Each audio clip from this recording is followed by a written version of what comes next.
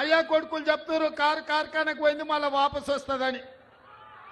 మాకానే చెప్తున్నాడు, సార్ ఇక కార్ఖానా నుంచి వాపసు రాదు, తూకానికి అమ్మాల్సిందే, దాని పని అయిపోయింది, అనుం చెడ్డది అని చెప్పి.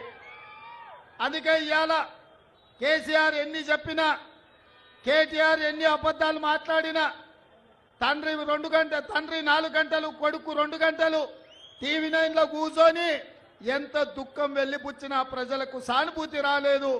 ఇవాళ ఆ సానుభూతి రాలేదు అని చెప్పి చంద్రశేఖరరావు గారు బస్ వేసుకొని బయలుదేరిండు. కారు పని అయిపోయిందని ఇవాళ బస్ వేసుకొని బయలుదేరిండు. నిన్న మిర్యాలగూడ పోయిండు, సూర్యాపేట పోయిండు, భువనగిరికి వచ్చిండు. ఇవాళ ఆయన యాత్ర చూస్తుంటే 100 ఎలుకలు తిన్న పిల్లంట తీర్థయాత్రలకు పోయి వచ్చిందంట, నా పాపాలన్నీ మన్నించు అని. 10 ఏళ్ళు అధికారంలో ఉండి